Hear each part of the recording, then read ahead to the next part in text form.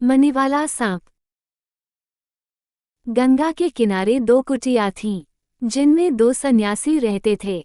दोनों ही सगे भाई थे। उसी नदी में एक मनीवाला सांप भी रहता था, जो इच्छानुसार कोई भी रूप धारण कर सकता था। एक दिन वह सांप एक मानव के वेश में नदी किनारे टहल रहा था। तभी उसकी दृष्टि छोटे सन्यासी पर पड़ी, जो अपनी कुटिया में बैठा था। सांप उसके पास पहुंचा और नमस्कार कर उससे बातचीत करने लगा। पहले ही दिन से दोनों एक दूसरे के अच्छे मित्र बन गए।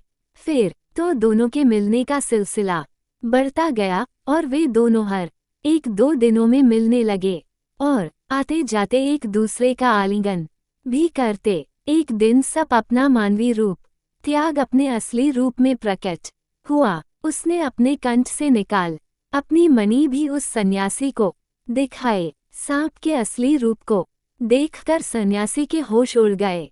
डर से उसने अपनी भूख प्यास भी खो दी। इससे उसकी अवस्था कुछ ही दिनों में एक चिरकालीन रोगी की तरह हो गई। बड़े सन्यासी ने जब उसकी रुणावस्था को देखा तो उससे उसका कारण जानना चाहा।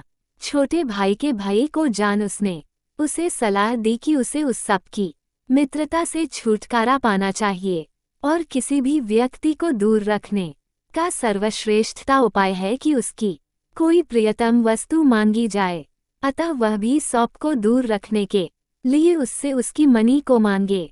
दूसरे दिन जब वह सांप छोटे सन्यासी की कुटिया में पहुंचा तो सन्यासी ने उससे उसकी मणि मांगी। इसे सुन वह सांप कुछ बहाना बना वहां से तुरंत चला गया। इसके पश्चात भी सन्यासी ने उससे उसकी मणि मांगी। इसे सुन वह सांप कुछ बहाना बना वहां से तुरंत चला गया। इसके पश्चात भी सन्यासी की 2 बार सांप से मुलाकात हुई और उसने हर बार उससे उसकी मणि मांगी। सांप तब उसे दूर से ही नमस्कार कर चला गया और फिर कभी भी उसके सामने नहीं आया।